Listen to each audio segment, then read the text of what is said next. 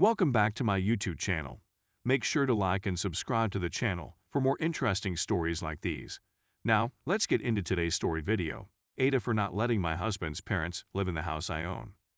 When I finished from college and my spouse, 35 male, was well into his profession, I, 31 female, married him. We both have high grades and reside in a SEA nation. I'd always wanted to be an academic and get my PhD from a good recognized European or American institution, but I never had the chance. My husband decided he wanted an academic career as well and chose to pursue it. He already had his master's degree, so he went to the United States for his PhD, and he was living on a very low salary and way over his means. He had some funds from his previous job in a corporate environment, so he could also live off of that. I completed my master's degree in my own country while working a well-paying job and saved a lot of money. We live in a typical home, therefore, I lived with his parents and had no costs. In my nation following marriage, you are required to live with your spouse and his parents or wherever your husband permits. Following my master's, I was offered a very nice PhD position with a very good funding. I was still freelancing at the time, so I was making decent money. He returned to the nation with almost no funds, and at the time I purchased a property for the purpose of renting it out, with no plan of moving in, and began earning decent money on the rent. I've always wanted to do something nice for my parents, since my father was extremely poor in the beginning but still gave me with amazing possibilities. So I bought a better apartment than my parents and encouraged them to rent their present apartment to produce more monthly revenue for them. My spouse was unaware of this option. My husband's parents are upset with me since I have done nothing for them. I give his mother a monthly allowance for fun money and pay for the maid who does the cleaning, and my husband has no savings or assets. I told him it wasn't my fault. He requested to evict my parents, and I told him to kick rocks. He then asked me to put his name on the home deed, which I wasn't happy about either. He informed me that this meant divorce, and I reminded him that we don't reside in the United States. I'll still own everything, and he'll have to pay the dowry he owes my father. His parents asked if they could live in the home I own, which is presently larger than what we live in.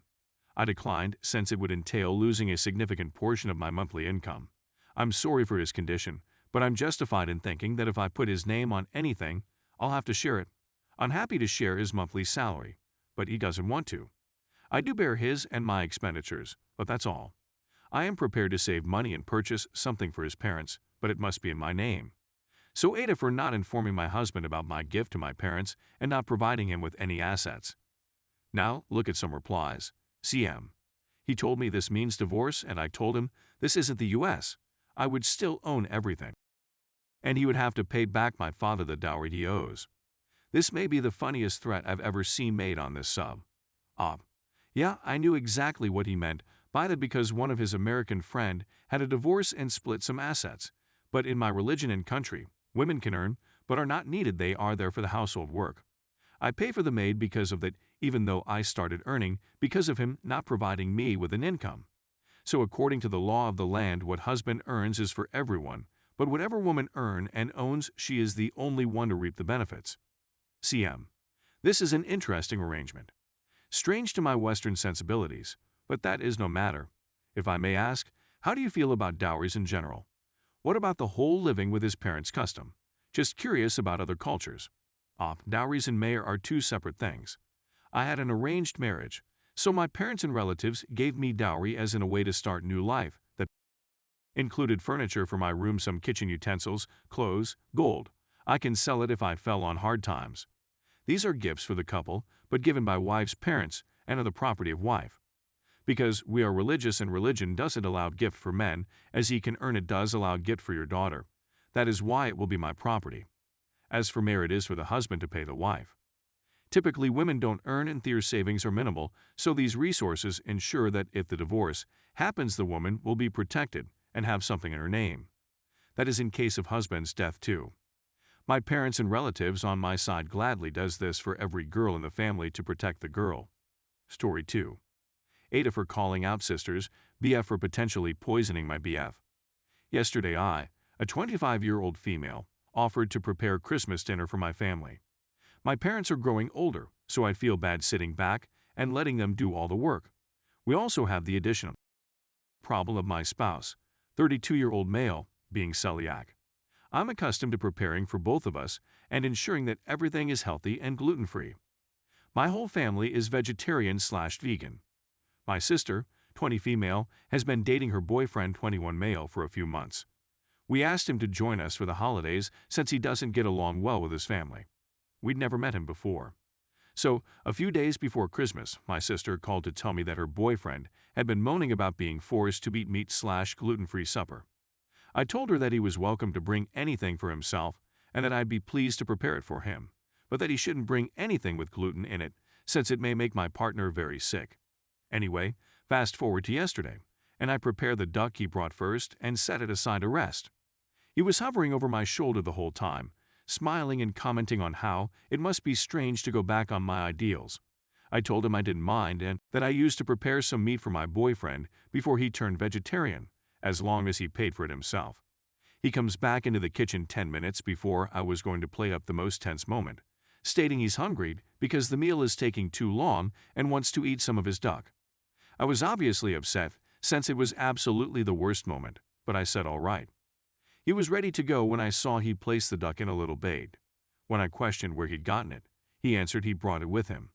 I rushed around the kitchen, clearing up all the crumbs he'd caused and tossing away any food that hadn't been covered. I was concerned and on the verge of tears since my spouse was not diagnosed with celiac disease until his late 20s and his digestive tract is in horrible shape. His doctors have warned him that the next gluten episode might land him in the hospital, requiring him to use a stoma bag for the rest of his life. We eventually go down to eat, and everyone in my family thanks me for cooking. My sister's boyfriend joins in, stating that he assisted with the cooking. I'm sorry to say that I absolutely lost it. I informed everyone that he not only didn't assist, but he also put my spouse at danger by bringing gluten into the kitchen. Everyone was shocked, particularly my sister, who had no clue he brought the bread. He refused to apologize and said he didn't see what the big deal was, which got him blasted out by my mom and dad. He ate, excused himself, and spent the remainder of the night in my sister's room. I feel like I'm TA for yelling at him in front of everyone, particularly considering he left home this morning and told my sister he didn't feel comfortable here. So, Ada, you're on Reddit. Update. Hello, everyone. I simply wanted to offer you an update. I hope you don't mind, administrators. Thank you so much for your encouragement and the prizes. It was great to see so many lovely individuals in the comments. There's some good news and some terrible news. The good news is that he is now my sister's ex. Not long after he departed, they had a massive phone fight in which he revealed that dietary restrictions are for attention seekers, and that vegans in particular are Nazis. He admitted to surreptitiously giving my sister meat goods their whole relationship, swapping fake meat nuggets for chicken, using meat stock instead of veg, etc., and chuckled that she hadn't been vegetarian for the entire 5 months of their relationship. She's been veggie from birth. We were all shocked, but grateful that he revealed his real colors so early in the relationship. My sister is doing much better now that it all happened a few months ago. She was more upset than upset, and we all rallied around her. She's glad to hear that the stomach issues she was experiencing at the time were most likely due to the introduction of new foods into her diet, rather than a medical issue. She was worried she might have early-onset celiac after comparing her symptoms to my partner. She hasn't had any intestinal troubles since they split up, so there's that. For those wondering why he isn't close to his family, it seems that the apple doesn't fall far from the tree, since his parents sound awful, which is one of the reasons we all felt terrible for him at first. Anyway, thank you all once again.